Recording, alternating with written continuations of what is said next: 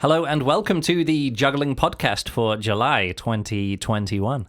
I'm Luke Burridge, going to talk about juggling today. Joining me is Juliane. Say hello, Juliane. Hello, everyone. We're up to episode 32, I think this is, of the Juggling podcast. Patreon exclusive episodes. Just want to say thank you to all our Patreon supporters who have supported us this month. Yes, thank you so much. Released a new juggling essay at the beginning of the month that hopefully people enjoyed about juggling and robots. We talked about it on the last podcast. Finally got it out. Got it out. Had to reinstall the operating system on my computer and a different partition. Anyway, don't need to talk about it.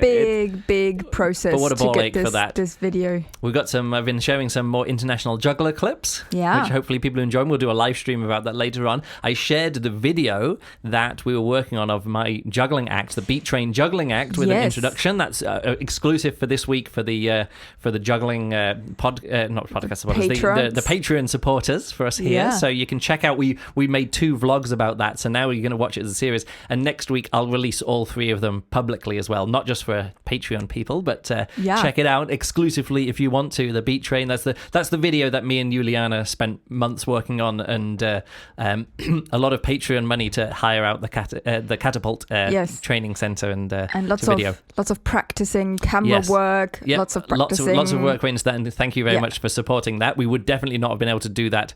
That was I did it for the Dutch Juggling Convention, the NJF. Yeah, for their gala show. Yeah. And as addressed in a previous podcast where I was very upset, or I was very annoyed by the bad introduction that the host of the show did. Kind of totally messed up the introduction, just didn't read out the introduction, just made me made the whole thing seem bad. I wrote and recorded me reading out the introduction at the beginning of the video, so nobody gets the wrong idea about what the juggling act is or isn't. Yes. So check that out. And also, thank you very much for supporting this juggling podcast.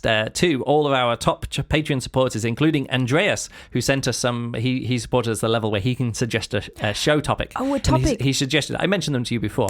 Some health things in juggling, which we're not going to do on this one. Also, Matt and Kathy and Joel and Chris and Martin and Flo and Hendrik and the Mysterious Mark and Michael and Anonymous and Robert and Craig and Cool Beans and Mike and Mark and John and Greg and Jeremy and Juliana. You're still supporting me on Patreon. I do. And Keith, Yuli, Rafa, Zach, Pierre, and then lots of other people who support us at the $1 a month level. But thank you very much to all our Patreon supporters. This podcast is also for you. Yes, it really makes a big difference. Thank you so much. The future project that this is going to be supporting is the magnet juggling machine. I've decided that I'm going to have another stab at making a magnet juggling machine that doesn't break immediately. Ooh. And maybe for the future, we can pack it up small into my juggling case and take it and travel with it and actually perform it live more than the 3 times I've ever performed it live, or 4 times I've ever performed it live. So look out for some more videos or general content about magnet juggling machines. Cool. Partly inspired by the IJA festival, they did their championship show, and there's the guy doing the space juggling. What's his name? David something. Adam something. Something. Anyway, he did this great thing, and he posted a few times on Instagram about his zero gravity juggling machine. And I was like, look, he's just done it. Like, he's just worked on the thing. Yeah. Like, he's just put in the time and the mechanical engineering to make a juggling machine. He did a whole 1.5 year research project out of it. He wrote a research paper. He did all the thinking about all the things. I've already put in that work. I have the working prototype. I could just push it over the line. Just finish the project. Finish it up. Today's topic, though. Yeah. This year. No, last year was the Olympic year. Was the 2020 Olympics year. Didn't happen. So the Olympics are happening in Tokyo. Yeah, in Tokyo. The Olympics are happening this year. Yes. Now. Postponed until this year, but they are happening. No spectators. Yes. Half the people, half the competitors have got infected with tested coronavirus and can't go. Loads of people just aren't turning up. Djokovic is talking about tennis because he's got the first 3 Grand Slams of the year. He now wants the Olympics. But like, again, literally one person. Steffi Graf has done the Golden Slam where you get all 4 Grand Slams and an Olympic gold in the same year. Yeah. Djokovic could match one of Steffi Graf's records, and very few people have ever matched any of Steffi Graf's records, like Serena Williams, and that's it. So if Djokovic can also match Steffi Graf and go one better than any other male tennis player and any other female tennis player except Steffi Graf, it's going to be impressive. Anyway, so some people are going for it. Here's the thing. Juggling in the Olympics. Let's do it. Let's talk about it because it's Olympic big year. Topic. The Olympics begins this coming week. I think it's Friday, is it? They're doing the Friday or Saturday coming up? I didn't. Within a week. Yeah. The Olympics are starting. It's going to start. The opening ceremony is often like 2 days after the start because they start some like of the early sports which take a long time. They start them a bit early. So I think Friday is when it starts and then the opening ceremony maybe on Sunday or whatever. Okay. If there is an opening ceremony. To be honest, I don't even know with COVID I stuff. don't know. These are the Olympics which I am the least interested in of all time. Absolutely. All of the controversies surrounding it, the delay, that it's even happening, that there's all of this bullshit going on means that I am, as someone who is generally like not a fan of the Olympic Committee or what it does to cities and stuff, I'm generally interested in the sporting events that take place. And also I'm interested in, like, generally I watch it because I see stuff which I normally don't see. Yeah. Like interesting sports, interesting people doing amazing things that I would never be even thinking of doing. So that's why I enjoy it. Interest. But this year there's going to be no spectators, so it's going to be lots of people standing in empty venues doing things and I'm not interested except for like sports which I am genuinely interested in, pretty much tennis, and that's it. Pretty much tennis is the only thing I care about this year but not because it's an Olympic sport, but because it's another tennis tournament which has some unique moment in history to it. Here is why my biggest criticism of why it happens this year comes from. I have been to a thing called the Choir Olympics, which is lots of choirs from all over the world meeting. And was that in South Korea? South Korea in Busan in 2002, I think. And the whole point of that is not that yes, of course you compete. Yes, it is a competition and stuff. But that is not the main focus. The main focus of Olympic, why you go to Olympics is to get to know the people. Yeah, it's to meet all the other participants. And that is just not happening this year. So what happens is that all the individual sports people, they have their own competitions. They will stay together in their groups. It will just be another competition. And outside of all the Olympic idea. Let's put aside our criticisms of specifically this year's Olympics. Absolutely. Though, I just wanted to put it out there. I want to get this point. And I wanted to, and also you just asked me before, is juggling even a sport? I want to put aside all the conversations that people were having in the early 2000s about, is juggling art or sport or art or sport? And I was always like, yes, like of course all of those things and others. But let's also put aside even the question of if juggling can be a sport, if juggling is a sport, or if it's art, or if it's even good that people compete with juggling. Let's just take all of that as read. Let's just, for this, the assumptions, our foundational assumptions is that juggling can be a sport. Yes. Apart from anything else it can be. It can also be a sport. Yes. And that people are fine with people competing with juggling. I'm going to put aside all of the criticisms that people have, like, oh no, juggling should be all free and easy and we shouldn't be judging who's the best. We should all just be free and all that kind of stuff. Let's put all of those questions aside, which I think are very valid from very many people, but not to do with this not to do with this exact conversation. Absolutely. Is that cool? I still wanted, this is why I've put this down in my notes. I wanted to just put it out there. This question of, and I will get further into that in the discussion, is how many people in juggling are identifying themselves as athletes? Right. And that is a different level. Yep, we'll get onto that in a bit because we've got some stuff to address on that later. Absolutely. I have so many notes about, I have lots of thoughts about this, this thing. Okay, so let's get into it. Juggling in the Olympics. This has been a long-term project for various different people. Definitely. For example, there was Albert Lucas, who had his numbers juggling and joggling things that he wanted to do. Yes. And joggling is definitely a sport. Absolutely. Like at the IJA, I think there's only one juggling meeting per year. It's at the International Jugglers Association Summer Festival. Yeah. They hire out a local running track and they go there and they run circles or sometimes sprints, so if it's just the 100-meter dash while juggling, 100-meter dash while juggling 5 balls, running around a track and stuff like that, unquestionably a sport. Absolutely. He also, Albert Lucas, also in his organization, which was the International Sports Juggling Federation, which was his something that he was setting up in like 2000 or 2001. Yeah.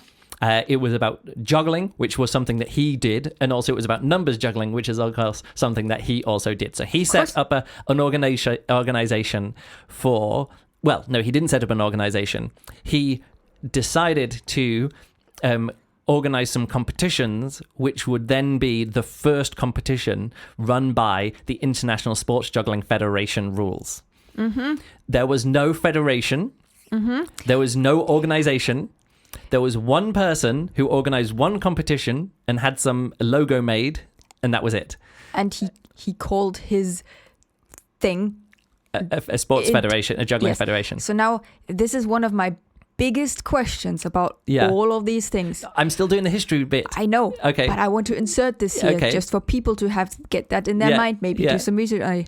Do people understand what a federation is? Okay, do let's move on. Understand what associations let me get to this. International associations Let me get to this. Okay, next up, the next person who does this is Jason Garfield, who set up his own version of the International Sports Juggling Federation, which he called the World Juggling Federation, which was one person creating some competition rules for a single competition one year in 2004, which rewarded people for doing juggling that he liked. So no juggling. No numbers competitions or limited numbers competitions, but generally he wanted to have juggling judged as the gymnastics is judged. So he wants a series of difficult tricks linked together and give people, like, each trick has like a score value, like gymnastics. So you need so it's not just like, how many did you juggle? Did you juggle? Yes, no. It's not this binary, who ran across the line first juggling the most balls in juggling. It wasn't anything clear cut. It was judgment based so it feels much more like gymnastics, where there's a line of judges going 10, 8, 9.4, 7, and you're like, oh, Russia, you always give 7 to the it's something like that, which is all based on what the judges think. Or it's like ice skating, if you want to look at another one. So A and B note and so you've got like together. Everyone has to do like the set routine and then but it wasn't even that well designed. The competitions weren't even well designed. And in the first competition that they did, they got them all together. The first time that they'd ever tried out the rules to the competition was at the competition. The guy who had the tabulation, who'd written a computer program to tabulate the results, he was ill. He got like some kind of stomach bug that day. Oh no! And they didn't even have somebody who could run the computerized scoring first time. And anyway, so it wasn't rigged, but it was just clumsily done. The WJF has continued on in many forms. I think every year there's like a different set of rules. The tricks are worth different amounts. There's no set routines. There's nothing there. But it's one guy who's continuously just plodded through and stuck with it. And every year organizes an event which attracts literally 5 or 6 people taking part each year, and participants numbering in the literal dozens sometimes. Sometimes there's 100 people, maybe 100 jugglers to get together. But anyway, it's very, very small. Much as I have my issues with this kind of way of doing stuff, I must say the dedication is impressive. Well, that's his job. He organizes a festival and gets people to pay money to come to a hotel, and he gets money from the hotels for the rooms booking and stuff like that. Convention site in the US? Well, it's in Las Vegas. He books out hotels when there's no events happening in the hotel, gets people to come along and take part. And of course, Jugglers doesn't do it. So he also runs the Moxie games, where there's people who do like cornhole and lightsaber battling and dodgeball and all these other kind of things. It's all now one event. Okay. And if you just sell enough if you just put up enough hotel rooms and enough people come and stay in a hotel room in your event, you can make money from that. And that's so that's what's going there. It's a hotel room selling, a hotel conference room based business structure. Okay. And then to advertise it, you film it and pay for those shows to go on ESPN. Mm-hmm. And so people are like, if I take part in the competition, I can be on ESPN or whatever it's going to be like that. Yep. Which is fine. Like, again, it is a model for organizing, and it's a model for doing that. But again, the International Sports Juggling Federation and the World Juggling Federation were federations in aspirational names only, and what they aspired to be, or what they're aspiring to be, is very much or of course Albert Lucas hasn't done this for years, but what he wanted to do is to, like, the plan is to get juggling in the Olympics. Jason Garfield posted on Facebook earlier this year, and I think I was tagged, or someone tagged me in a post. Yes, lots of people were tagged in that post. In the post saying, what we want to do is now try and get juggling into the Olympics. But to get into the Olympics, what we need is lots of national associations. And this is actually true. So at this point, I want to show how deluded all of the people who think that juggling will ever be part of the Olympics. Yeah. What's the word when you say their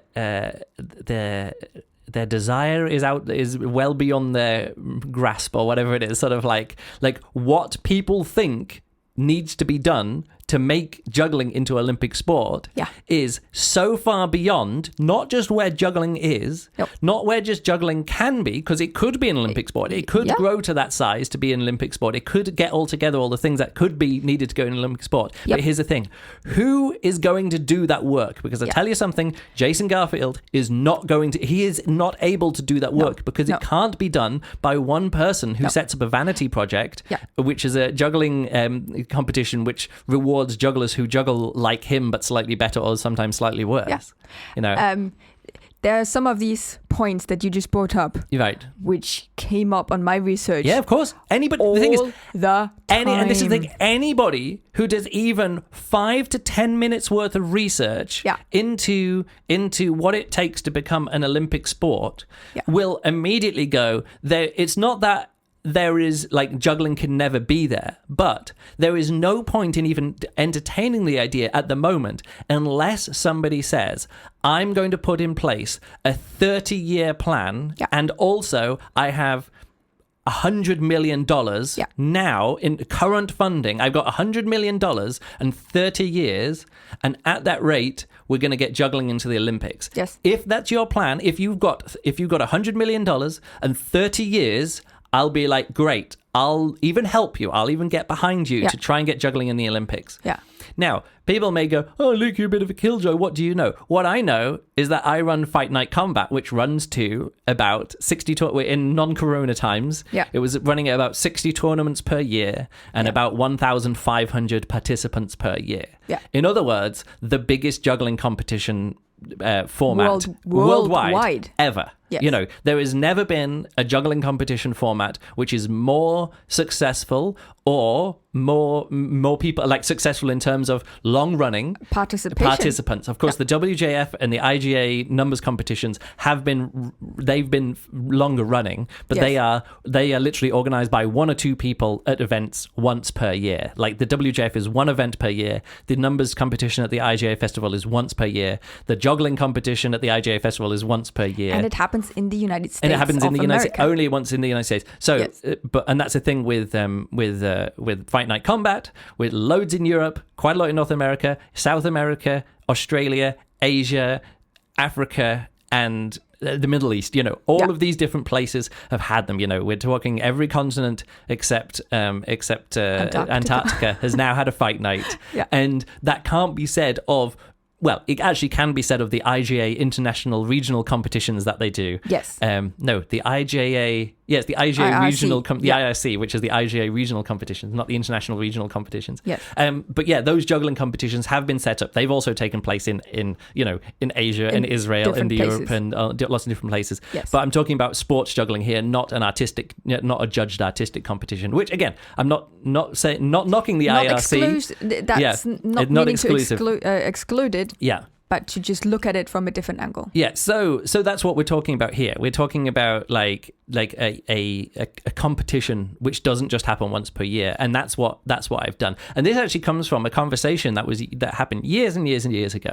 That I actually said, look, there is no point, and these because of the reasons that I'm going to say now, although we're going to go into a bit more detail, but because the reason I'm going to say now, juggling will never be an Olympic sport, and if it does, it will have to. The only way for it to happen is for it to grow up from a grassroots level. And even though there's the Fight Night Combat is run by me, one person, it's by grassroots. It's like different organizers in different places all going, hey, I want to put on this event. And I'm like, and they say, can this be an official event? And I say to them, the way it becomes an official event is if you run it in a fair in a fair and entertaining way. Yeah. Well, not even entertaining, just in a fair way. You provide I provide the framework. Format. Yeah.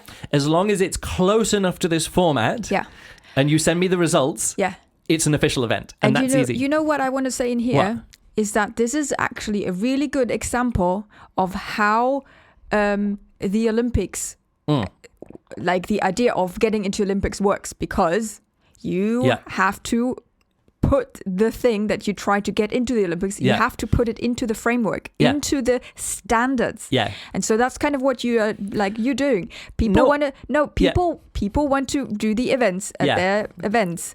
And then they need the handbook of how to run it. They need a handbook. So here's the thing. I haven't done all of this of Fight Night Combat, trying to make Fight Night Combat into a big thing. I didn't do that to try and get into the Olympics. Yeah. I did it because that's what you have to do if you want lots of people to take part in something. You have to come up with a structure, give them incentives to take part, and give them a framework of how to take part. And then people can organize tournaments, so it's not just one person or two people organizing one tournament per year. That's what Fight Night Combat was before 2012. Yeah. It was if I was at a juggling convention or Bob Carr was at a juggling convention and there was a few other Berlin jugglers or some other jugglers around who could do, who wanted to take part, it would happen, but only then. An invitation only. And it was only invitation. And I made a format which could work with qualification, so you could always decide who the 8 finalists or 12 finalists or 16 finalists with the same format. So now anybody in any juggling convention in the world can turn up and say, oh, there's a fight night, and they pretty much know what they're going to get.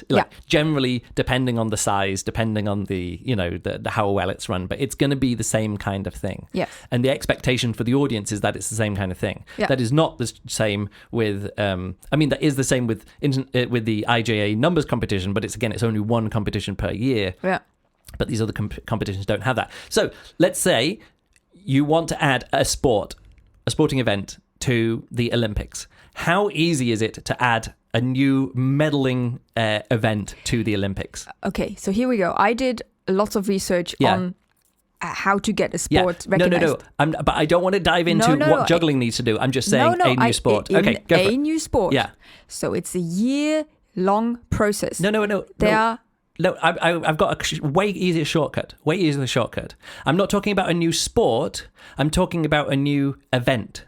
Yes. All right. It's a years long process because first you have to actually meet all the considerations, the criteria that the IOC puts out.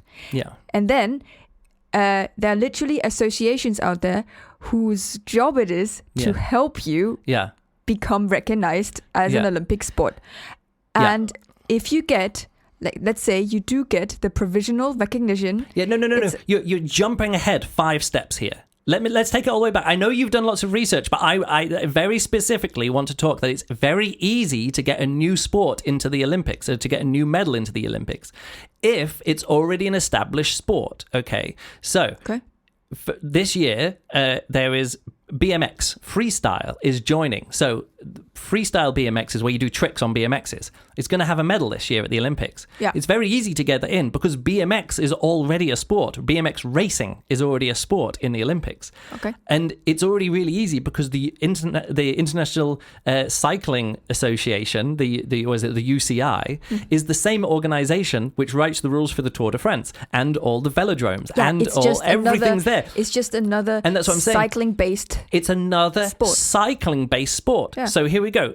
Cycling already has loads of medals, and this year they're doing. So basically, what you're saying is, what are the recognized federations by the IOC? I'm saying the way to get a next medal is easy. You just say so. The cycling gets 2 new Olympic gold medals given to them this year. BMX freestyle, already existing sport. BMX is already there. They're like, oh, BMX, a different medal, a new medal, great. Madison cycling is the one where there's 2 people going around and they grab hold of each other and they slingshot each other. Have you seen this before? There's like this around the velodrome and they grab hold of each other and they throw each other around. Yeah. That's going to be an Olympic sport this year. It's a little bit like this on the ice ring when people like there's already an established thing which is ice skating in the ring, and then so they add these like what are this the where they go around really fast. Speed skating, short track speed skating. So short track was added to the Olympics because it is already part of an existing sporting scene.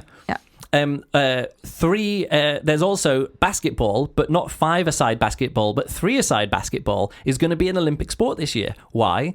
Basketball already exists as an Olympic sport. Yeah, so it's a discipline. It's a new event in a discipline. So I'm saying even though these are like different sports, different people do freestyle BMXing than have ever taken part in the Olympics before.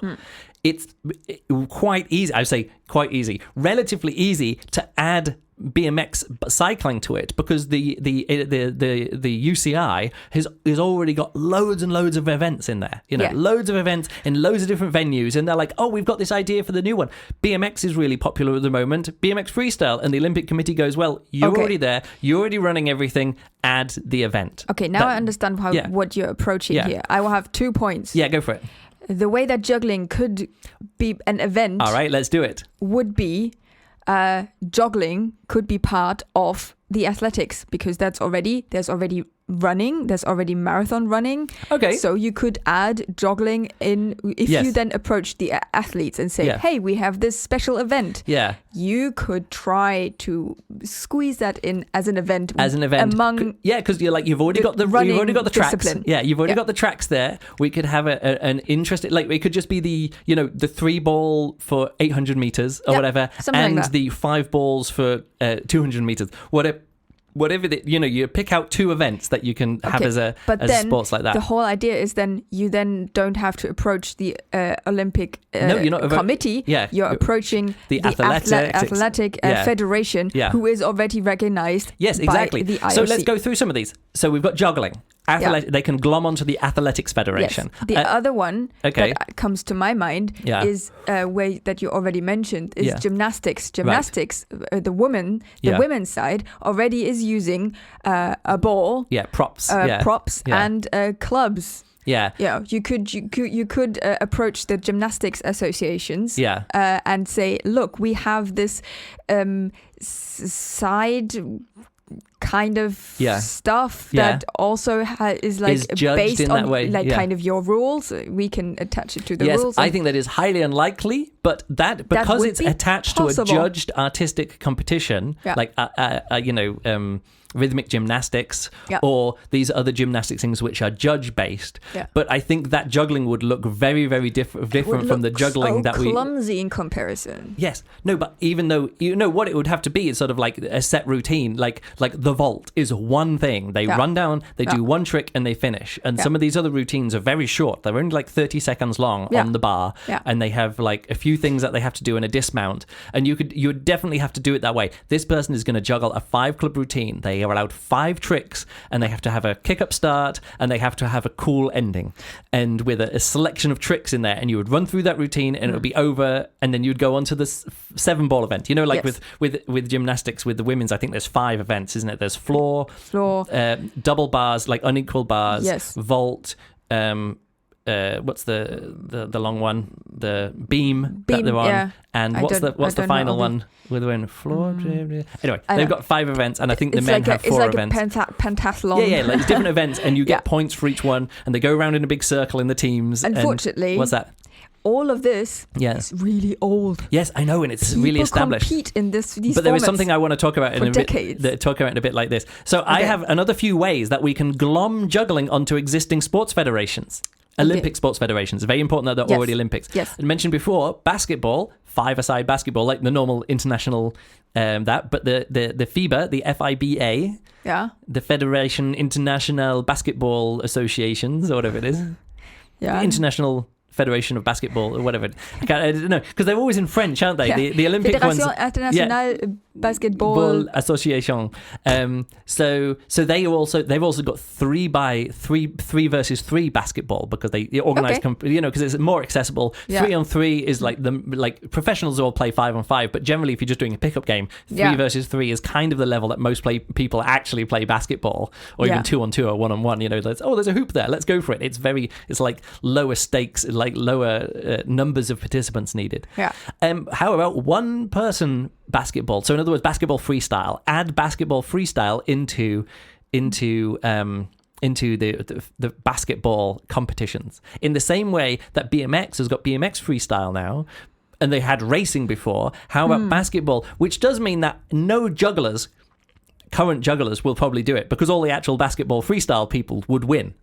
Josh Horton's kind of. And Josh Horton would win the basketball competition, the numbers competition, and some other people like him would do really well. But because you would actually have to also be juggling basketballs, or maybe smaller basketballs, but generally you'd still have to be, for it to glom onto the basketball, and it wouldn't be juggling as we know it. It would be a very small subsection of juggling going on. I was thinking volleyball. The International Volleyball Association has 2 events. It's got beach volleyball and volleyball and beach volleyball, with the 6-a-side version and the 2-a-side version. Volley Club would be more likely to glom on to volley, but so it wouldn't be the International Volleyball Association, it would be the International Volley Sport Association, and be able to include Volley Club onto it. I personally think of all of these, that would be the most likely to succeed, because it literally uses the same equipment in the same venues, same everything. Set. Same, not even the same, not quite the same rule set, but like close enough to, like Volley Club is close enough to volleyball. It's easy for people to understand how it works. Yeah, that's the closest one where you would go, here is a sport, here is a sport, and it's done with a ball. Now here is the same sport done with juggling clubs, and you're like, yeah, of course. People couldn't take it seriously, but I think people would be able to see the skill more in that than juggling. Juggling to me always looks like an egg and spoon race, like a hard version of egg and spoon race. Yeah, it does. Which is fine. Hard version egg and spoon race it's hard. It's good. Still hard. I have a high appreciation of people who can do juggling. I try it. I just immediately get motion sickness because I can't concentrate on the moving things while juggling at the same time. I guess you do that more with peripheral vision. You never look at them. Well, the one or two times I've ever tried doing juggling, I've just got sick, like literally motion sickness, because I can't concentrate on it as well. The ones that I had is basketball, volleyball, and gymnastics, with me gymnastics including some throwing and catching already. Something else that jumps out to me here, like looking through the recognized federations, is dance sport. Dance sport? Yeah, like could... What is dance sport? I don't know what that is. What Olympic event does dance sport have? Dancing, I don't know. The waltz and samba. That's not an Olympic sport. No, it's not an Olympic sport. Yes, exactly. What I'm saying is the easiest... No. My point is that the easiest step is to have an already recognized Olympic sport federation and glom onto it. Okay? That's what I'm saying. Now, here I need to clarify something. Yeah. There are 2 different things. Right. First... the IOC recognizes sports as sports. Yes. The second thing is then these federation sports taking part in the Olympic Games. We've not got to what's a recognized sport or not. Let's move on to that. Let's move on to that next. Okay. Let's go on to some of the just a quick note. There used to be at the Olympics demonstration events. They don't have demonstrations events. Yes. But it used to be that, this country, I think Taekwondo was maybe one of those. It's sort of like, the Olympics is coming to Korea. We're going to have a demonstration event, Taekwondo. And if it goes down well, people are like, Taekwondo, that's obviously an Olympic sport. Taekwondo becomes an Olympic sport. Tennis was actually in the Olympics for many years back in the day, like 100 years ago. And then in the 1980s, they did it as a demonstration sport one year, and they were like, tennis, good. It's no longer a demonstration sport. Next year, you're actually going to get official gold medals, and it's going to count in the Olympic tally and things. That doesn't happen anymore. The way it happens now is that there's a maximum of 28 sports that can be taking part at the Olympics, but they can have what's called an associate It's really weird because these things are these sports federations, these governing bodies are all federations of sports, national sports associations. Yeah. But then you can also have an associate federation, which means that it's not one of the currently existing recognized 28 sports federations. There's actually this year there's going to be 3 more sports federations, which this year are going to be associate federations at the Olympics. And this is what you're talking about. They already have to be existing sports. They already have to have existing governing bodies, and then they can come in this year as an associate thing. And this year we have karate, sports climbing, surfing, and skateboarding. Are going to make it. These are things which already have existing federations. Like that's what you're saying before. Like dancing, the sports dancing, and these other ones. I just want to go through some of the reasons why these are being attached. Should we do it? These just ones here? Let me explain. Okay. This is very important. Karate. Why is karate being accepted this year to the Japanese Olympics, the Olympics in Tokyo in Japan? Well, that's self-explanatory. Of course. It's karate. Pretty much every host country can go, oh, we've got a special sport. And they're like, what sport is it? And they're like, karate. And it's like, does it already fit all these other things? And they're like, okay, karate is in for this year. And then maybe from this year onwards, it's going to be going on. The other ones are sports climbing, which now has its own federation, which was pretty much set up to get it into the Olympics. Yeah. Beforehand, sports climbing was part of the Alpining or the Alpine Sports Federation, and it broke off from there to be its own sports federation. You have surfing, which has long been an internet. They've had the international sport, the surfing federation or whatever it is, and skateboarding are all there. What does sports climbing, surfing, and skateboarding all have, along with BMX, freestyle BMX?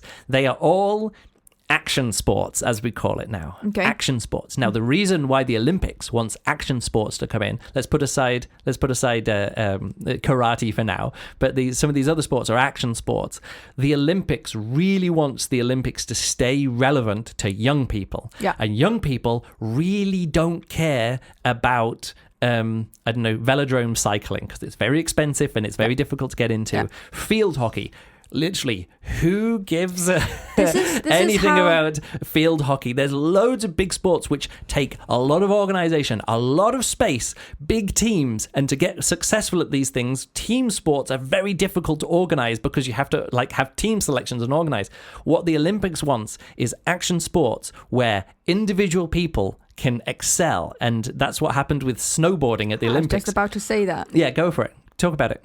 Well, I was just about to say. Okay. This is how snowboarding got into the and this is how halfpipe got into the Winter Olympics because it is just a broadening of the already existing skiing sports thing. Yeah. You know, it is already part of winter sports, and at some point people were bored of going down on skis. They found it more cool to go on snowboards. Yeah, and people are like, snowboards. That's the next thing. Yeah. So that's what I'm saying. Action sports. Is juggling either a national sport of a host country? No, it isn't. Juggling is the karate of no country. As karate is to Japan, literally juggling is to no country, except maybe the island of, was it Togo, where the women, all women, young girls learn how to juggle in some counting game or something like that. There was maybe the closest you could get is Germany, where there's loads of circus groups, like almost every school, or like loads of colleges have like circus clubs and things. Yeah. So lots of young people learn how to. I remember I talked about it on the podcast before that they wanted to do this event in some city where they're like, we're going to break the record for most number of unicyclists at the time. So anyone who's learned to unicycle and has got a unicycle in their garage or in their shed or in their cellar or in their attic, bring a unicycle down. And it was just in some random city, and like thousands of people just happened to have unicycles because everybody who had gone to school at certain ages in West Germany just learned how to unicycle at the circus club. Yeah. This is one of those things.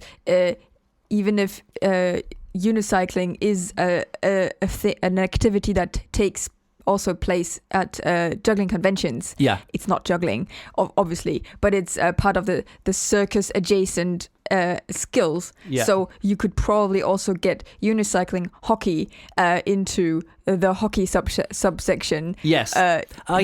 But that's not juggling. But yes, I understand it. Yes. It's juggling adjacent skill that's happening at the conventions. Yeah. Unicycle has actually got two ways in. It can be the cycling thing with the UCI, or it can be a hockey thing with some hockey association. Yeah. Because hockey is also an Olympic sport. Field hockey is an Olympic sport. And ice hockey is a winter sport. Yeah. I just have been really interested in this list of recognized federations by the IOC.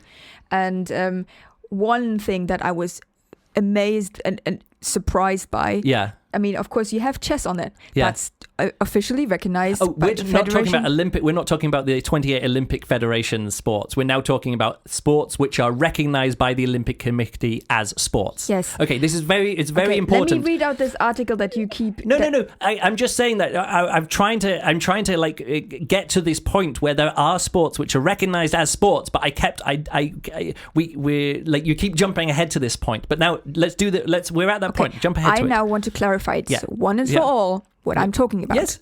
There are two things. Right. There are sports that are officially recognized by the IOC as sports. Yes. They don't have to be part of the Olympic Games, as in bowling and chess are recognized as sports by the Olympics. Yes, I get that. Yeah. They are not going to be part of the Olympic Games just because of the rule set of the Olympic Charter. Does not allow, for example, motorsport sports. Yes. Yeah, I get or, in the case of chess, this is the sports is how do they call it? It's to reward athletic ability, isn't it, rather than mental ability? This is purely mind sports are banned. Yeah. So if you, I don't know, like chess, it happens in your mind and you sit in front of a chess They probably board. have something that spans esports as well, saying that it can't be all computer control. There are numerous other rules. Yeah. Including bans on purely mind sports and sports dependent on mechanical propulsion. Yeah. These rules have kept chess, automobile racing, and others recognized sports off the Olympic Games. Yeah, I find that totally fine, yeah. That's absolutely fine, and I think it's cool. But one of the sports that that's recognized by the Olympic Committee is life-saving. Life-saving? Yeah, no, totally. Yeah, you throw a weight into a pool and you have to swim out and grab the weight and pull it back in. Yeah, we did this at school. Like part of what we did is like there'd be like bricks. They had these like bricks that were down at the bottom of the pool, and you'd dive in, go down there, pick it up, and bring it out. So they also do that in open water as well. So you know, where literally the Baywatch scenes where they're like dive in, swim out through the open water, grab this person, and get them all the way back. Yeah. So, but I always find that as the same level as like cheerleading. You know, like cheerleading. Cheerleading sports. is also recognized sport. Boule, which is very much if you talk about national and local sports, this is like very much it's like a folk sport, French influenced Spanish, whatever, like the Mediterranean sports. Everybody does it there. But yes, this list is quite interesting. And what we now talked about is how not juggling itself can become a recognized sport, but how juggling can be part of the already existing sports, recognized sports, so that they would have more of a chance to participate in Olympics anytime within the next 2 years. Yes. That's kind of like the level we're talking about. That's kind of we can't do that. But let's talk about some of these things. Let's go back to this list that I've said here as well. So these are sports that were recognised, which weren't part of one of these 28 sports federations, which now have become an associate federation. Yes, and here on this website where they for the IOC, they write it this way: sports on the Tokyo 2020 Olympic Games program. Yes, as part of the organizing committee proposal. Right. Yeah, and these are the sports: the basketball, softball, karate, roller sports climbing, surfing. Yes. So let's just go through some of these. This is how established one of these sports. Again, let's put aside that these are like being glommed on because they're like action sports. We need skateboarding. How do we do this? But the example federation here is the karate. There are 198 national karate associations. Yes. 198 of them. Yeah. And they get together as the International Federation of Karate Associations, whatever it is. And that's how karate, when they say, oh, is karate an Olympic sport? Well, it's like, yeah, if taekwondo and judo are Olympic sports, why isn't karate already an Olympic sport? It's part of the subset. Like, it feels like it should be there already. It's kind of like if you say like martial arts or contact. Boxing is an Olympic sport. Wrestling, I would always have in my head that this is like a wrestling kind of sport. Yeah, why you would think boxing, wrestling, judo, taekwondo are all Olympic sports, and if you said to someone karate isn't, they'd probably be like, wait, why not karate? Yeah. And that's what the kind of level that you've got to be at here as well. Yeah. Sports climbing was part of the Alpinism Federation, which I think is quite funny, and that and then they took it away from there and made the Association of Sports Climbing, which has 3 events. Yeah. This normally it has 3 events, which is the lead climbing, bouldering, and speed climbing. Yeah. And, although, to be honest, 81 national associations of sports climbing. Yeah.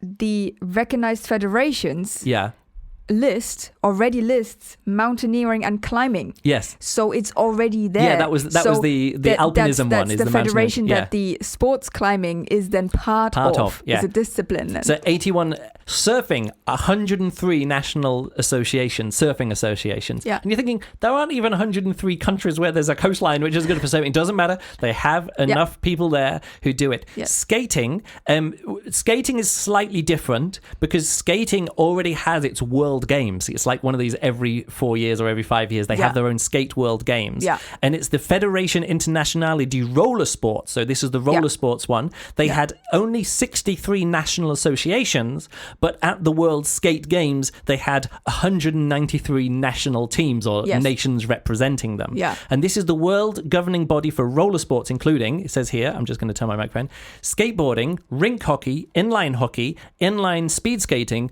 inline alpine skating, downhill skating, roller derby, roller freestyle, inline freestyle, aggressive inline skating, which to be honest I've never heard of, but I might want to click that link later, inline figure skating, and artistic roller skating. Yeah. And so those people, that's an already international association. They have all of those sports combined in there, and one of those sports, which is the first one listed, roller sports, including skateboarding gets to go to the Olympics this year, not because it's more popular, although it probably is more popular, but because it's an action sport. Yes. And they have 63 national associations there as well.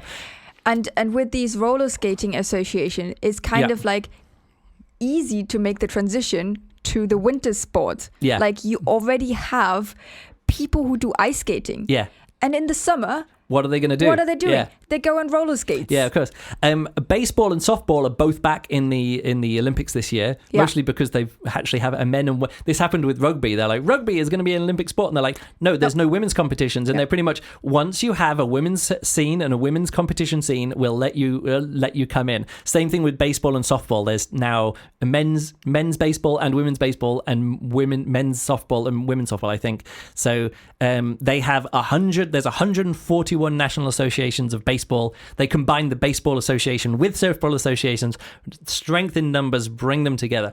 So what we're talking is a minimum of 63 national associations, but a competition team with 193 national teams, up to 81 associations for sports climbing, up to karate, which is 198. Baseball and softball, 141 nations. So we're talking like not just a few national associations of this sport, not just a few dozen, but we're talking 100. You're going to get to the point where there's 150 national sports associations, where each one of those will have some kind of administration, some kind of rule set, using the international rule set, putting on competitions. Yes. And what is there for juggling in that way? And I think that is the crucial point. And this is why when I did my research, I immediately thought, this is never going to happen. No. The rules that of course you can enter this via the other federations, like we just pointed out.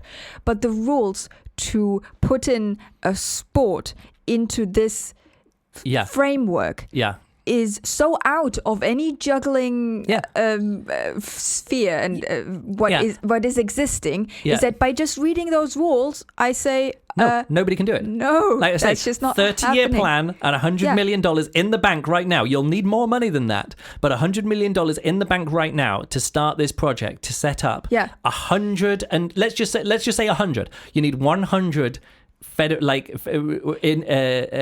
associations. What does it say here? Let me just read out. Yeah. This is now the Olympic recognition as stated by the IOC, by the Olympic Charter. First, of course, you have to be the recognized as an international federation. Yeah. Once an international federation has presented its petition, many rules and regulations control whether the sport will become part of the Olympic Games. Yeah. The Olympic Charter indicates that in order to be accepted, a sport must be widely practiced by men in at least 75 countries. 75, okay. And on 4 continents. Yeah. And by women in no fewer than 40 countries and on 3 continents. And that is after it is already recognized an international federation. So that's what I'm saying. Like to be really, that's what I'm saying. Not 75, but like I was just saying 100. I was just using it as a big round number where like these other countries have these other sports have national federations in enough countries to get there. Yes. So 75 is the cutoff for men's participation. Yes.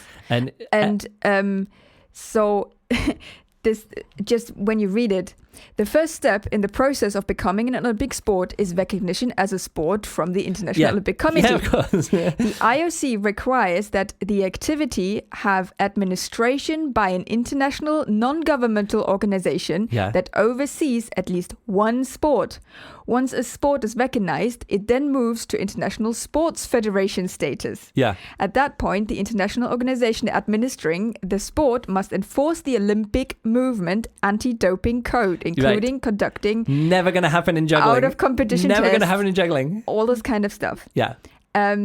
And then a sport may gain IOC recognition, but not become a competing event at the Olympic Games. Yes. And here comes to bowling and chess. Yeah, right. So what my point is, apart from the numbers, apart from all those rules, no jugglers have the organizational ability to do that. No. That's what I'm saying. You would have to have an entire generation of people who are both jugglers and people who have the sports administration mindset.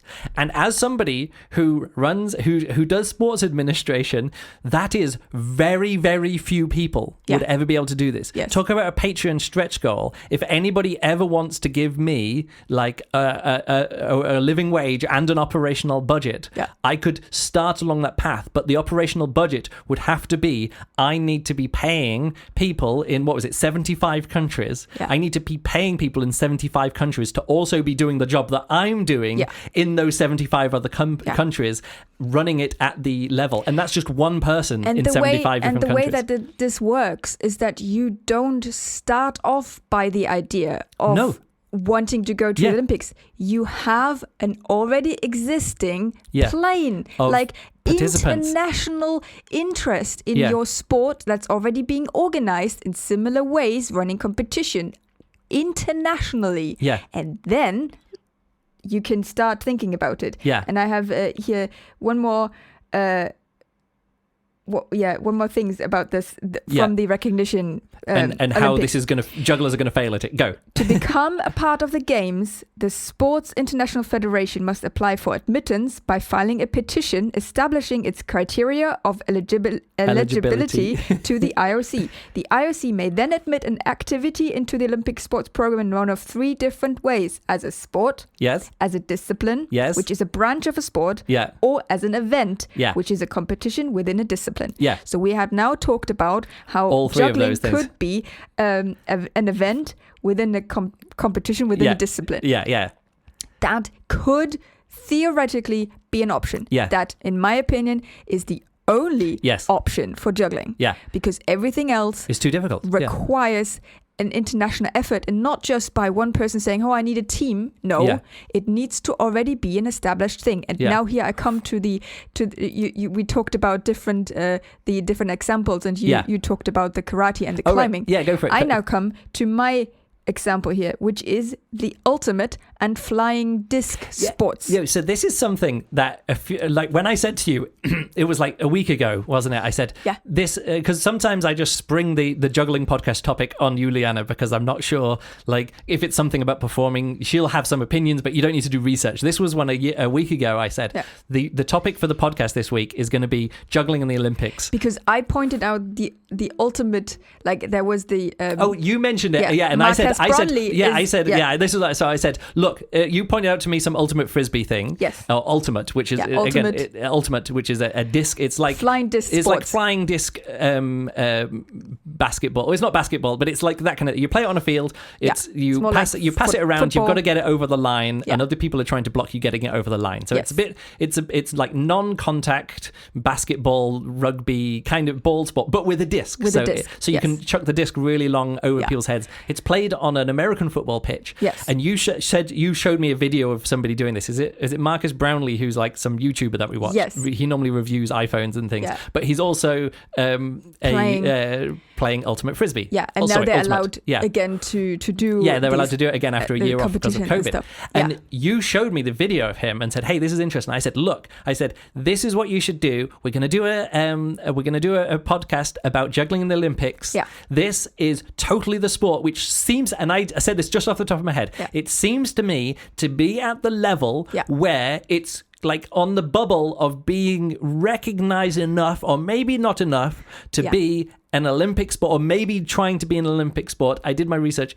It turns out, it is one of the goals. Yeah. And I said, you should look into this and do some research. So go for it. Yes, I did. Ultimate frisbee. Ultimate frisbee. Or ultimate.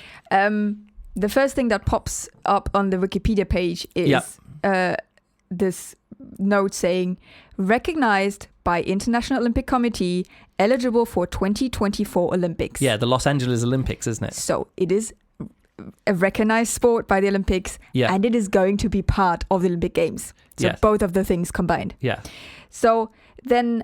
wait, it's going to be, or it's eligible to be? It's eligible to be. Okay, so it isn't.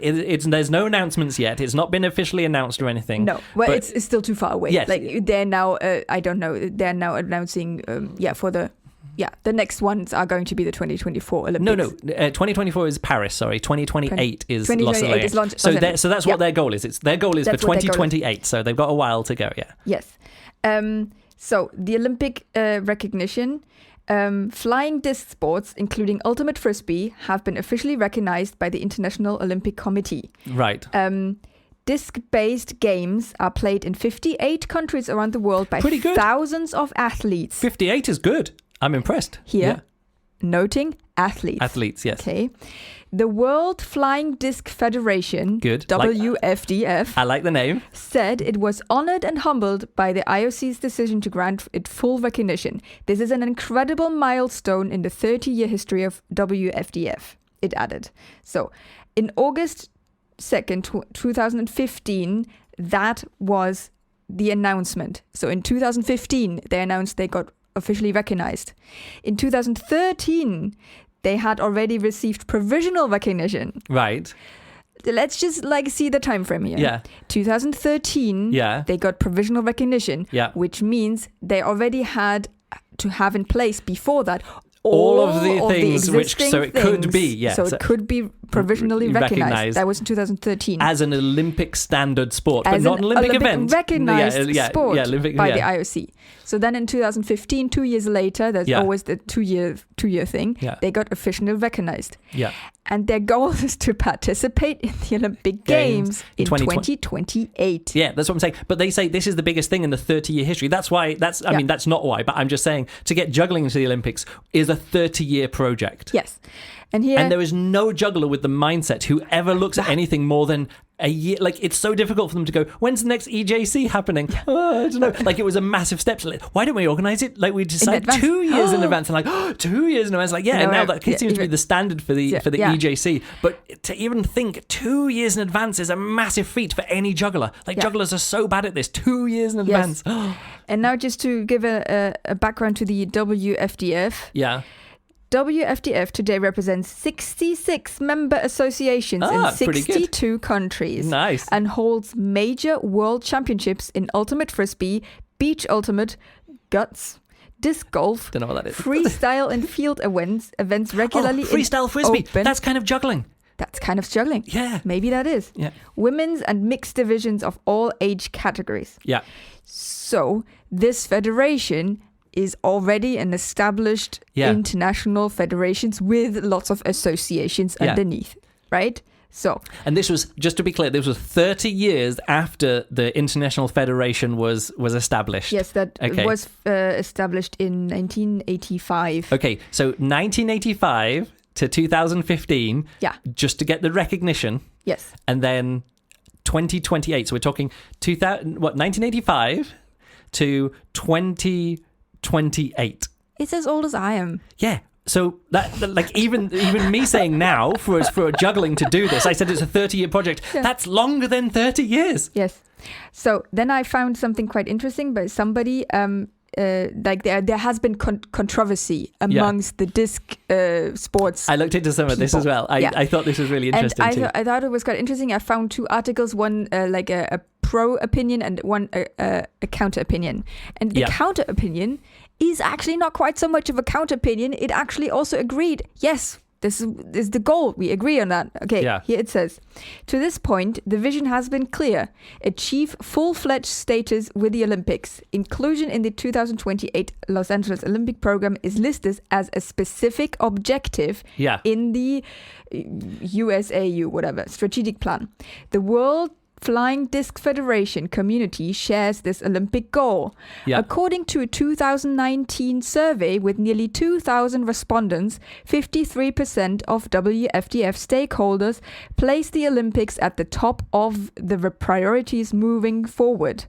Visibility and credibility from sport's biggest stage would provide the best platform to share and promote the unique values of Ultimate. Yeah. And then, of course, the criticism comes, and that comes not from the idea of the Olympic game, of taking part in the Olympics, but from the whole back organization, which is the IOC. Yeah. And here we come to values and getting yourself in on this stage. This is why I wanted to put aside the political and all the criticisms of the IOC. I understand. No. Until this point, because this is really important. Yeah. Is juggling a good fit as an Olympic event? Like, just the fact that they want to do randomized drug testing?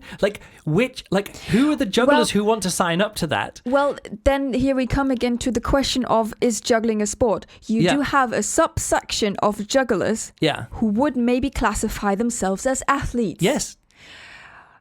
But the amount of people, I can literally, maybe if I take your hands as well, we can count the amount of people who are actually calling themselves athletes amongst who are jugglers. Yeah, because here's the thing, combat or volley club is just something that happens at a juggling event.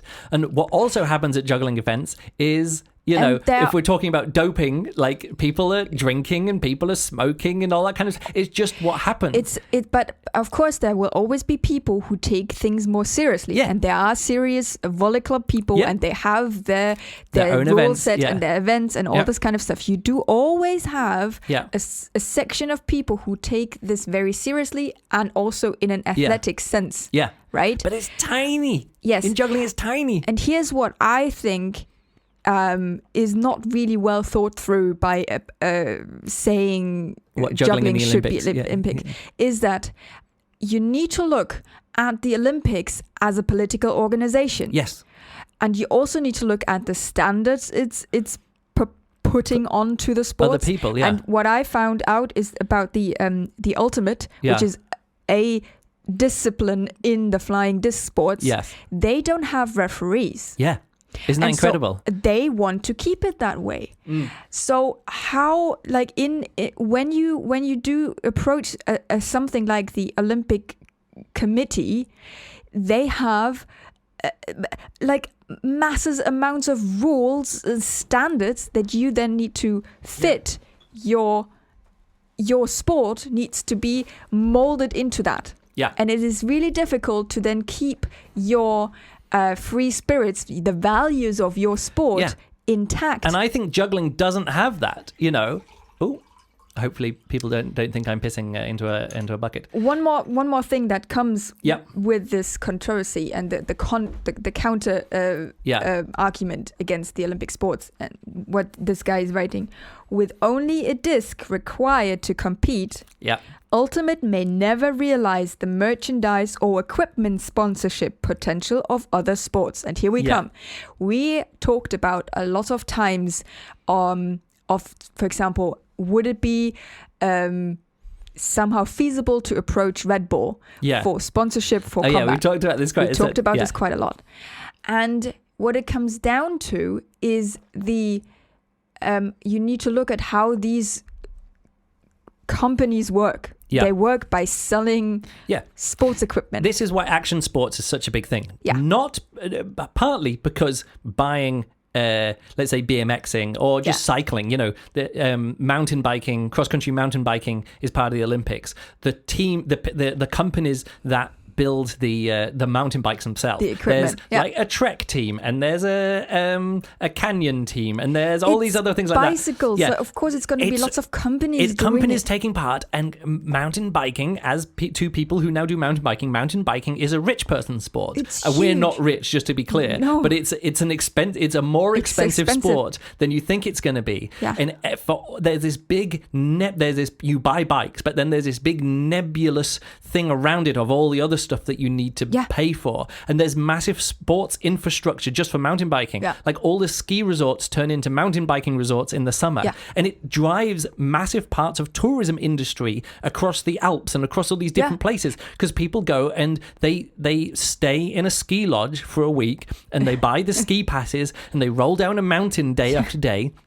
And they buy the food. They do all, and that's not even money that's going to the sport itself. That is now it's part of tourism, and that's why mountain biking has a lot of backing behind it, and has a lot of money behind it, and lots of people can be sponsored as people who just make mountain biking videos, or take part in races, because it's tourism industry. Disc golf doesn't have that. And then one other big part is the equipment. Like I thought, by getting myself a mountain bike, that's it. That's like you have the mountain bike. You go mountain biking. Okay, I got really quickly, I got convinced that no, I need a better helmet. I had a road helmet, which wasn't. You did need a better helmet. I did need a better helmet. Then also, you kind of need particular shoes to work with the pedals, which I thought, I just wear shoes, and then some shorts, and then the inlay in the shorts, and another top. But then if you wear if I wear my normal shorts, they get rubbed out really quickly, and so it is a big other industry, which is then the garment and the equipment But here's the big thing. Think about juggling. What do you need for juggling? Is a set of clubs, 3 clubs. If we're talking about volley club, 2 clubs. You can juggle with net. stones. You can juggle with any round things, any it's balls that you already have. It's too accessible to be an Olympic sport, weirdly enough. But here's the thing. Then there's that. But the reason why they want a reason why skateboarding and snowboarding and BMXing can be part of it as well is because they also become lifestyles. Yes. In that people don't just buy the equipment that's used for. It's like, this will be useful for me to do skateboarding. This will be useful for me to do BMXing. This will be useful for me to do surfing. Then there's all of the leisure wear, which has pictures of people skateboarding on it, or logos of people skateboarding on it. And the shoes that you wear, they're going to just not be the shoes that shoes. you wear when surfing, the shoes that you wear to signal to other surfers on the way to and from the surfboarding place, or where you're going surfboarding, that you are a surfer. Curl, all these Rip Curl, all those other Quicksilver, all these Roxy. kind of they come from that group of people, and you want to be part of this group. Now, what does the hip juggler look like? No, doesn't matter. It really doesn't matter. You convention find t-shirts. Yes, convention so t-shirts. I read those same articles, and I found this one really interesting. And this is completely goes into it. It's with only a disc required to compete, Ultimate may never realize the merchandise or equipment sponsorship potential of other sports, which is true. There's another line from that same article, because we obviously read the same article.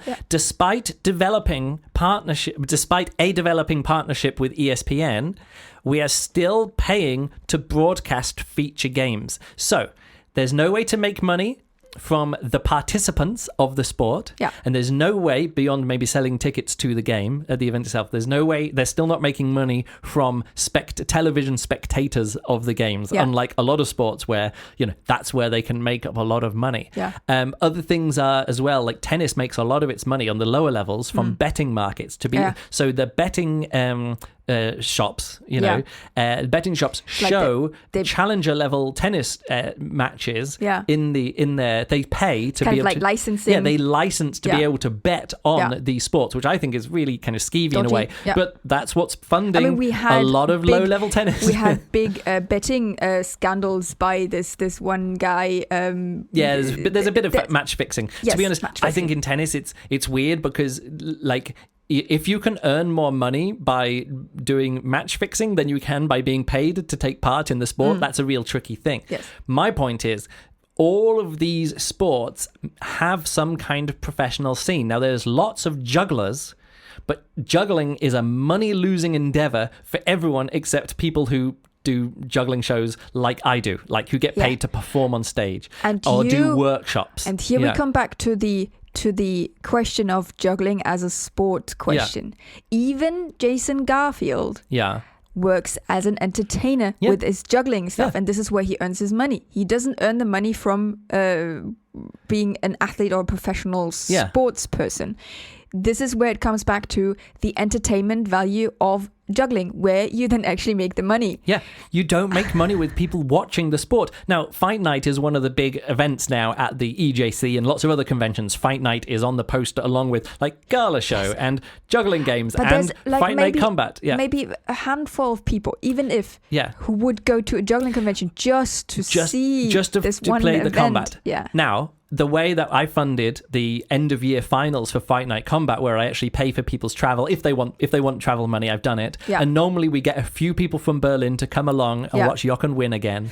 And but then some people do travel from around Germany and the Netherlands, and from the UK. We have had people traveling over who aren't taking part, who are just there to watch it. Yeah. And that does happen. But again, they're the hardcore people, and their friends are going to be their friends, and they can stay on our living room floor. Where they bring over their sleeping bags and stay in so they're part friends. of the juggling convention community. So here's the thing, like I think I do actually have one or two other things from this same article which I thought was interesting. They say, let's compare our sport to other sports which are roughly the same budget, roughly the same size, but also have Olympic funding. They're like, oh, we can use this Olympic funding to do this. And it said we would get a 5 to 12% increase in funding, because they looked at like what their funding is currently and then what other sports funding is currently and how much of their funding is equivalent to their current funding, and then how much extra do they get on top of that. So they're saying even if we become an Olympic sport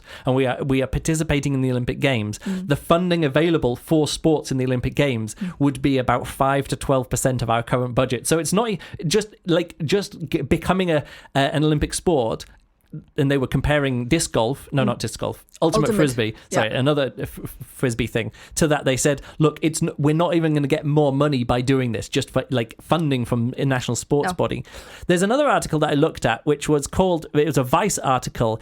Team USA athlete reveals the hidden costs of going to Tokyo Summer Olympics in 2021. Now, she was a sprint kayaking person. So she does fast, not the slalom kayaking, but the straight down the river. Yeah. And I have a little bit of a kayaking connection in my family. Yeah, that my niece is now part of the youth freestyle kayaking team or whatever it is. So that's the one where you're in a rapid and you do backflips and front flips and things with your paddles. So I mean, it's a very, very niche sport. But it's incredible. But she also needs. She's only like 17 years old and is also needing sponsorship just to be able to afford to do it. Yeah. So these kind of things. So she says since and this I didn't make the name here, but she was selected as part of a television reality show, like a live show, to say, are you good enough at an Olympic sport that you think you could recognize you could represent Team USA in the Olympics coming up? Yeah. And if so, we'll try and work out some funding and things like that. We'll see if we can get you on the Olympic team. And she managed to do it because it turns out it's a very, very niche sport. It's speed kayaking, and she's good enough. She's just one of the best in America, just because she takes part and is good, you know. Yes. But it's not a big sport. He says, since 2018, I have spent over $35,000 in travel fees. This includes flights, gas money, coaching, entry fees, boat rental, housing, food, and recovery costs while traveling. I have around $38,000 in expenses a year, that's per year, including $10,000 for travel, $8,000 on food, including supplements and organic choices. I train in Gainesville, Georgia, at the Atlanta Olympic Village. This is the 1996 Olympic Village, with the Lanier Canoe and Kayak Club. Having an Olympic facility built in your local town is really important. For example, my niece lives in Cheshunt, and it just so happens that the Summer Olympic Games were in London, and the whitewater canoeing and kayaking centre was built in Cheshunt. So it's their local sport that they do there. I pay $650 3 times a year for club membership, so she can just train at the whitewater thing.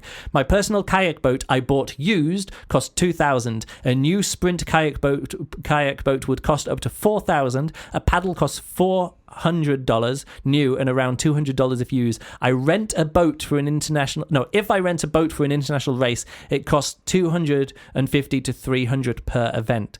Now, this is just to say, this is one person's budget to take part in a niche, to train and take part in the international competitions that you need to attend to get enough rankings points to build up to enter an individual Olympic event. Yeah. And this is somebody who has a bit of funding. I think her father-in-law owns a business, who does some I can't remember the exact details. She appeared on a national television program to select this kind of thing. You'd think that, there's going to be sponsorship. There is no sponsorship.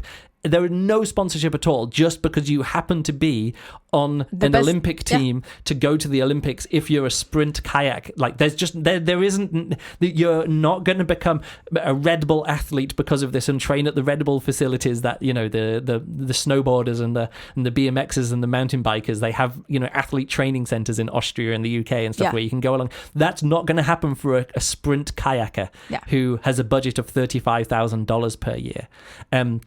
And she has a full-time job on top of this. Yes, of course. Or a part-time job, I can't remember. But it's continuing working. So here's my next question. Putting aside if juggling would ever become an Olympic sport, would I want to impose, or would I want the barrier to entry to allow people to take part in the Olympic sport to be a $35,000 budget per year? Now, you wouldn't need that quite so much for juggling equipment costs, but you would still need to travel internationally. So, using Fight Night Combat or Volley Club as a thing, Volley Club, you need a team. You'd have to rent venues to be able to do it, which is great because, you know, it's already existing infrastructure. Volleyball already exists. You could piggyback off the back of all the existing infrastructure. But you would have to have a German competition and a French competition or like tennis, where it's the same people taking part in an international tour going round. And you see how in tennis, I think tennis is actually a really good example. Individual sport, An individual sport, and you see how many people are professional tennis players in these leagues. How much money they make and how much money they spend. If you're a top 100 tennis player, you're making a good living. If you're at that 100 to 300 ranking, you're really on the edge. And if you're below that, you lose money. I read this one guy, he goes to future tournament, like his hobby is being a professional tennis player, which means it's his hobby. No, it has to be his hobby. He works in banking in New York, and he goes, and I travel to this tournament. It costs every weekend or every week that I take out of my life to go to one of these future tournaments to do this thing, and he does it like 6 times a year. It costs him $2,000 6 times a year, and how much he makes per year in prize money is about $600. Now, different tennis is different because at the challenger level, hotel rooms are the price that the tournaments pay. Right. They have to provide a week of accommodation at their event for people to take part. But it's crazy amount of money that you need just to be a professional athlete or to take part in a professional scene. Here we come to a different question, which I haven't even asked yet. If, like in our times, current times, if you call yourself an athlete, you will have a trainer, you will have a nutritionist, you have a physio, you have even now in tennis, now in other sports, it's valuable to have a psychologist just to. Now, none of these people have to be full time. No, but to call yourself like A professional level athlete, this needs to be your approach to your sport. Yep. And I don't think anybody in the juggling, even in the juggling sports, is going this far. Yeah. I know what it takes to be able to break a juggling world record because I have in the past matched and broken juggling world records. Yeah. For me to be able to flash 12 balls for the first time, I tried many times over many years and physically injured myself.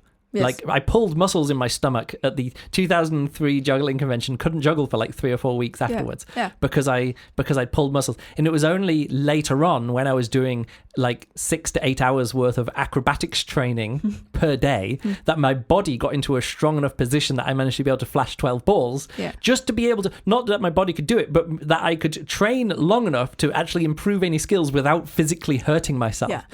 I want juggling to ever get to the point where people have to be like, I don't mind people doing it now out of choice. But if I say every 4 years that we can get 50 people together, 50 jugglers together, or 64 if you're going to have a knockout tournament like they do at some of these things, however many people you're going to get together, do I want 64 jugglers in the world to have a $35,000 per year budget? Because the people who can afford that there is no equality in that. Yeah. There is no access. There is no general access. What I love about Fight Night Combat is whoever's at the juggling convention picks up 3 clubs, takes in a qualification sheet, and can take part. Yeah. And the EJC, which is the biggest fight night, we've had, 98 people took part one year, and it was 98 people, and all they had to do was turn up, and we could run the tournament in that way. Yeah. And I love that juggling is like that. And that it's just participation based. This is one, and this is why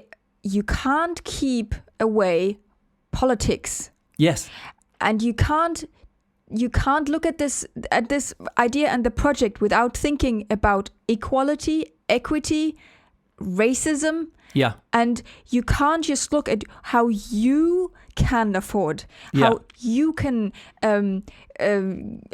go to all these tournaments because you have this infrastructure, you have the ability. You have to look at the lowest entry person. Yeah. What can they do? Yeah. How much money do they need at least? Is that even feasible to put on people? And the thing with juggling is that it is accessible. Yeah. And you can send boxes of clubs to countries. To Afghanistan. To Africa. Yeah. And they then use it and get better and train and do the stuff. Yeah. It's in this sense a little bit like with football. Yeah. Football, you can literally, you have a ball, you play it, and then you can you need a bit of open space, a ball, and 2, like as we used to do at school, 2 jumpers, like 2 kids jumpers, and they're the goalposts. However many people you can find. So, but that is something that goes around worldwide and establishes itself, and out of that, you get enough. It's just a question of masses, right? Football, you have literally billions of people all over the world play football. Yeah, or have played football. Out of this amount of people, that's a lot of people, there will be a substantial interest to create an athletic professional sport. Yeah. And there will be enough people who watch it. Yeah. And there will be enough people who spend money on it. Yeah. There is not even this amount, we don't even come close to people juggling worldwide. Yeah. Well, here's the thing. I think juggling is popular enough. Juggling, not as a sport, juggling as an activity. As an activity. Is as popular as many, like sprint kayaking. Yes. How many people do sprint kayak in the world? Way fewer than juggle. Yes. But how many people are willing to spend $35,000 per year on sprint kayaking?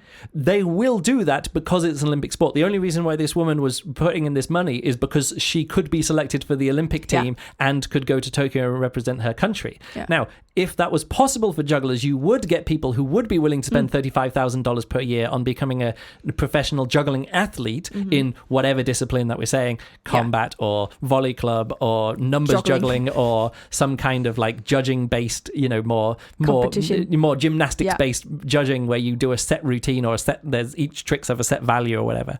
It could be possible to get to that point because I do think there are enough jugglers who like this. We were just watching the disc golf world finals or whatever. And they were like, it's really amazing. We've got 1,400 people here as spectators today. This is the Super Bowl of disc golf. And we were like, oh, that's sweet. But, that is the same level as Fight Night Combat. Of course, people aren't there. And people aren't. They're not buying tickets for combat, but they're at a juggling convention where you can have 3,000 people there, which means you can have 1,400 people watching the Fight Night Finals at the EJC, and the EJC Fight Night Finals they are the Super Bowl of of Fight Night Combat. There's no bigger competition. It's the biggest one. You get the biggest things, and still only like 5 people have ever won it. 5 different people have ever won it because it's the best people taking part every year. Yes, generally. Unless it's in the Azores and Jochen doesn't turn up. Then Luke wins. And then Luke wins, yeah. But here's the thing, like, what I like juggling... this is the other thing that the disc golf... not the disc golf, the ultimate frisbee people were saying. They were saying that if we get it into the Olympics, it will grow our sport, and we want sport to become bigger and better funded and more people take part. And here's the thing, which might be controversial, and people think it might be a bit weird. I have never thought that about juggling. Yeah. I am totally fine with the biggest juggling event every year being between 2,000 and 4,000 people. Yeah. It gets bigger than that. I'm kind of annoyed. Yeah. I would love more people to watch my YouTube videos, but I'm not interested in making YouTube videos to grow the juggling scene. Yeah. I'll leave that up to, Taylor Glenn and Josh Horton and other people who are like kind of, they have that passion of reaching out to non-jugglers and getting more jugglers into juggling. Yeah. And that's fantastic. I'm glad that those people do it. I'm not interested in that at all. I have never organized Fight Night Combat or would ever be interested in organizing a Fight Night Combat tournament to appeal to anyone who isn't already a juggler. Yeah. Like, people have asked me, we could get like the idea of Red Bull sponsorship, and we could do it in the city centre, and we'll have like lots of non-jugglers watching it. I'm like, I don't give a shit about non-jugglers watching Fight Night Combat. It's a thing. It's an event for already existing jugglers. I want 2,000 jugglers. I want, of the 4,000 people at the juggling convention, at the UJC juggling convention, I want 1,000 really hardcore people who are like, we watched it last year. The final was Jochen versus Luke, and there was this crazy thing, and then Owen came in, and Wes Peden. Yeah, like, I want 1,000 people in Newark to come along and see a final or the semi-final between Jochen and Wes Peden, and lose their shit about that match because it means something to them. That's why I do Fight Night Combat. That's why I organize Fight Night Combat, to make those moments happen for the existing juggling world. Yes. Of the size that the juggling world is right now. And here we come back to this same question. Yeah. It's an event to entertain people. It really is, isn't it? Not the people who are in the finale of it. Yeah. They are not there to be athletes, to compete. They're there to They are athletes. Yes, they are. They're doing an athletic skills set showing. Yeah. But they are entertaining people. They are the performers, right? And there we come back to the interweaving. Yeah. And I guess that's the thing with Fight Night Combat is, for me, it's always been an entertainment event. Or like the EJC has always, it started off as Celebrity Fight Night with when Bob Carr was organizing it. What happens is 2005. the qualifications and the opening up to make everybody just go and come in at an equal level, and enjoy it. It's an event to have people, participation to do something at the juggling convention. Yeah. I want to quickly address something which we started this podcast with. Yeah. How old this the conversation is about juggling and the Olympics. Yeah.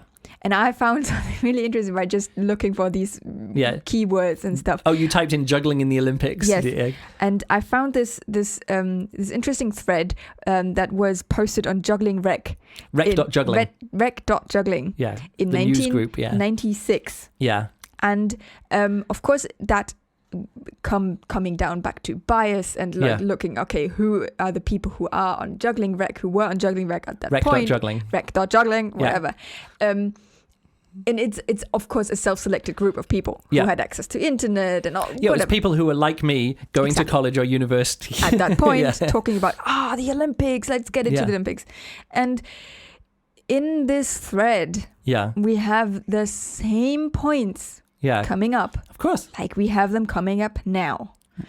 And it's all about standardized sport. Yeah. You have to fit it in. And that we come back to the question of why. What is the incentive? Yeah. What is behind it? Who wants to be recognized by whom? Yes.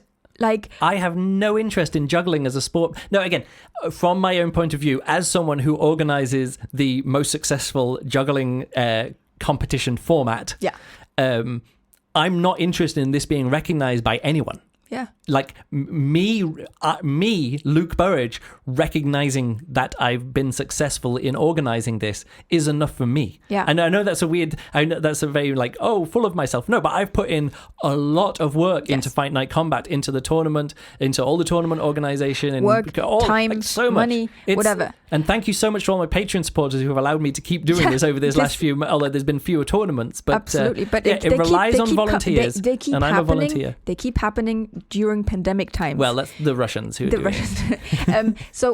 But one other thing that was coming into my mind was we did see the impact of the amounts of people coming to EJCs. We had this when it happened in Munich, and if you have there's like a threshold. The EJC takes place. It's organized by, as it always being said, by volunteers. Yeah. If you step over the threshold of a certain amount of participants, you can't do it with volunteers. Yeah. You have to make it somebody's full-time job. Full-time job, and they have to be paid because, unfortunately, our lives exist in money world, so we need money to exist. So there's this whole other level. If you elevate things into, like, you elevate them up the next level, you need to make it professional. You need to be able to pay people. Yeah, that's what I said. Again, give me $100 million in 30 years and I could do this. Who wants to do it? $100 million and give me 30 years to get I'll be 71 years old at the time. No, because we'll go back to every 4 years. So yeah, give me 30 years. No, 30 years doesn't make... Why I keep saying 30 years? Give me 28 years. I keep saying 30 years. That's not the Olympic cycle. No. 27 years now. Okay, give me 27 years and $100 million and I'll get juggling into the Olympics for you. Yeah. For less than that, no juggler is going to be able to do it. No. Like, the only way it'd work is if an entire new generation of jugglers get into juggling now who've never juggled before, get good enough at juggling to go, we all want a competition scene of whatever format. We want all the associations. And then they start setting up 75 national associations. Then on all 4 continents. Yeah, on 75 national things on 4 continents have a headquarters in Lausanne. In look at this. The International Lausanne hosts the headquarters of the International Olympic Committee in the Court of Arbitrations for Sport, and many international sports associations, including European Athletics, baseball, equestrian sports, fencing, golf, gymnastics, hockey, rowing, skating, swimming, table tennis, triathlon, University Sports Federation, volleyball, wushu federation, air sports. Not quite sure what that is. I'm guessing like gliding and things, and archery. All of those have their headquarters in one place in Switzerland. I also want to buy office space in Lausanne, rent office space in Lausanne in Switzerland for 30 years. How much money does that take? Like, of course, they're probably all just in one building, like in one office building, sharing different bits and pieces. But that is literally all of those places that you kind of have to have a federation headquarters in Switzerland somewhere down the road from the Olympic organizations. Yeah. That doesn't come cheap. No. Doesn't come cheap at all. And I just think, in talking about naivety. Yeah. I just think, like, my research just shows how naive the idea of getting juggling into Olympics is. It's just that. It is naive. Yeah. Because of the scale. I don't even understand how people can still consider that, even after years and years and years of talk, and then coming to conclusion, it's not really worth it. Yeah. But years and years of talk, but there's never anything more than talk, any of these things. No. And I know this is a long rant or a long episode about it, but I really enjoyed this kind of discussion to actually say, what do we actually mean by this? I keep typing stuff in my server. My website server doesn't seem to be working very well. Oops. But anyway, I was trying to find this blog post that I wrote back in 2012, which was sort of like, all right, I'm starting this thing, fightnightcombat.com. Yeah. There's going to be some rankings here. It's just in the beta at the moment. In 2013, I kicked it off. And that was sort of like, maybe after 5 years, we'll have 50 tournaments per year. It was literally that. I've ticked off all of the goals that I had. I ticked off all the goals that I had with Fight Night Combat after the first European Masters, where like the European Championship, the end of year championships, where I was sort of like, I want an event which is actually funded enough, or I can make enough money from this, or do this, because it all comes back to money, that I can invite the top participants from across Europe for the year to Berlin and have an end of year tournament. Yeah. And when I kind of ticked that off, that was kind of to the level where like, oh, I've now succeeded in this. I've met all the goals that I had at the start. But what's the next goal? The next goal would literally be national associations and a federation of those things. And the next goal would just be keeping that up. Yeah. Like that is the goal. Yeah. Like keep doing it. Keep having keep making it so more people can take part. Run the tournaments. Yeah. Can do it. And there's just paperwork and annoying PDFs that people can download and look at and to submit the results more easily. All those kind of things. Resources for people to do it. And people aren't interested in resources for other people to do stuff. Jugglers just want to do it. Yeah. Juggling is one of the only sports where the participation, or the only activities where participation is the main point. Yeah. Like there isn't a lifestyle around juggling there. You can wear the t-shirts and go along to the events and watch other people do it without you also being somebody who at least does it to a minor level. Yeah. I mean, there are some people, but they're just like the family members of the jugglers who are going anyway, or the girlfriends or the boyfriends of the people. Like, oh, I'm a juggler. Oh, I've got a boyfriend. We're going out on my summer holiday, and of course, my summer holiday includes the European Juggling Convention. Yeah. So he gets dragged along, or she gets dragged along there anyway. That can happen, but otherwise, it's only participants doing this. Yeah.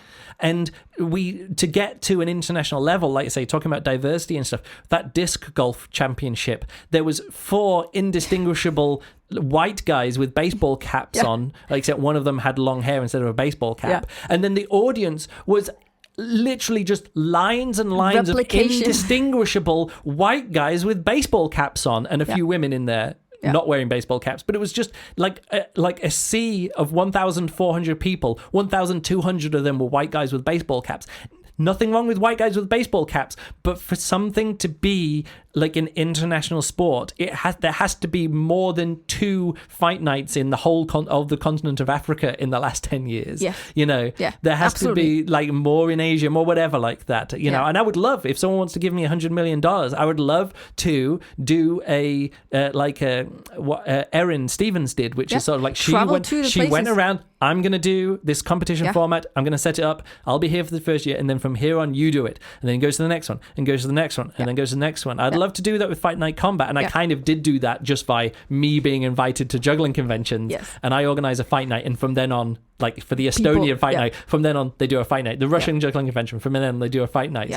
That does happen. But like, if that was my full-time job, just doing Fight Night Combat, just touring around and organizing Fight Night Combat tournaments and stuff, it could be a bigger scene, but that's what it would take to go to the next level. To go from 60 tournaments per year to 120 tournaments per year would have to be not just Luke's part-time job to collect results from people. There would actually have to be somebody as a full-time job, just as somebody who would go to events to organize Fight Night Combats, to set it up, and then the next year they would know what to do. Find someone, pay someone the next year to organize a Fight Night Combat tournament at that convention. Yeah. And then after maybe 5 years of doing that enough, many countries could have their end of year finals or at their national juggling convention, like what the Russian series is, that we're doing a series of tournaments. We build up points just for Russian juggling conventions for Russian people. And then we'll have a end of year final. Didn't happen because of COVID, because of course COVID. Yes. The Russian juggling convention didn't happen this year,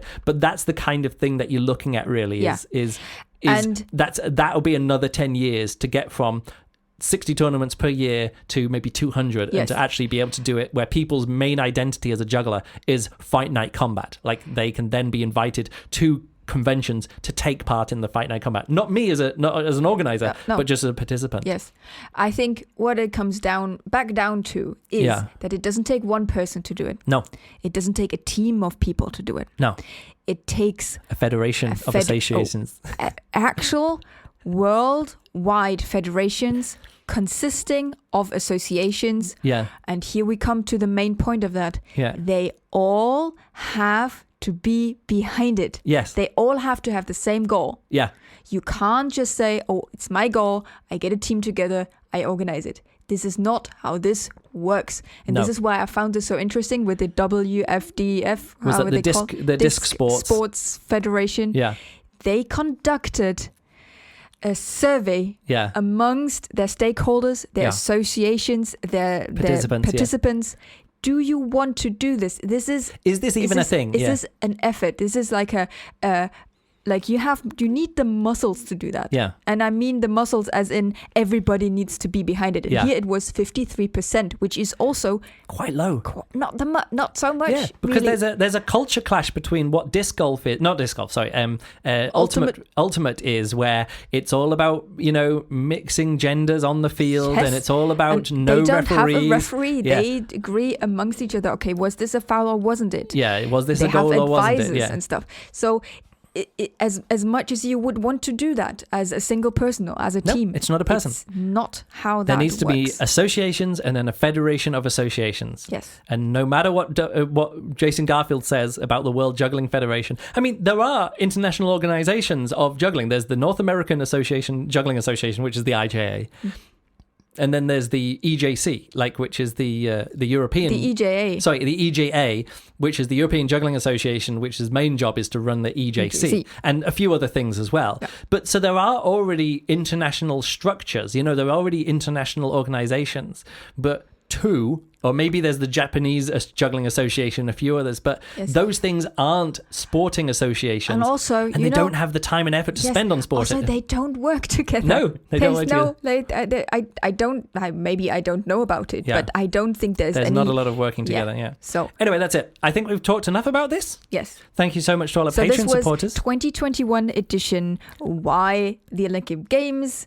No, juggling in the Olympics. Juggling in the Olympics. Why not? We could just call it, why not juggling in the Olympics? Yes.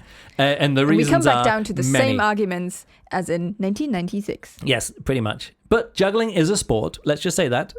Juggling can also be a sport. Juggling can be a sport. Yeah, that's what they say. Juggling can be a sport. And as someone who loves sports statistics, loves sports organizing, loves taking part in juggling as though it's a sport, runs a sporting side of juggling, loves volley club, loves numbers juggling, loves all these different kind of things. As someone who is 100% competitive, so you can't even say, oh, you just don't. Juggling shouldn't be a competition. Juggling should be a craft. Juggling should be an art. Juggling should be all these other kind of stuff. It's all of that. All of that aside, as one of the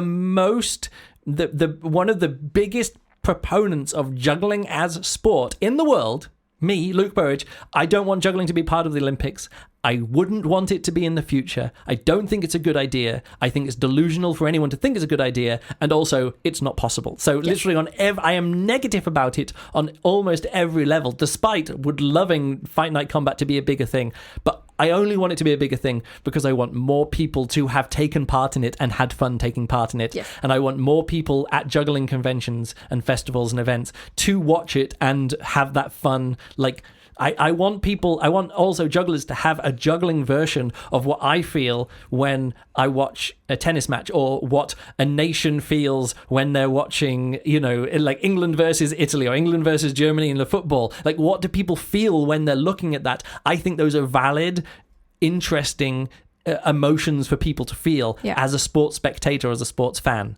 And I love that Fight Night Combat allows people to have a glimpse of that, or a taste of that, at a juggling festival and be entertained by it with those different emotions that you can't get from a judged competition on stage, like a stage act competition, and you can't get just from a juggling show. Yeah. But you can get that from Volley Club, and you can get that from Fight Night Combat and other combat tournaments, and a little bit with the games, but the games are a bit more silly than that. Yeah. All right, that's it. Good. Let's wrap it up there. Yes. Thank you all for sponsoring this. Thank you very much for being our Patreon supporters. Maybe I'll release this one as a video or something. Or maybe put it up on YouTube as a long video for everyone to watch. Maybe. And listen to if they want. Yeah. It's quite long, but it is. I think it's an interesting discussion that people might, that not just Patreon supporters can get some benefit from. Yes. So I might make this a not Patreon exclusive episode. All right. All right then. Thanks a lot for listening, and we'll catch you next month. Goodbye.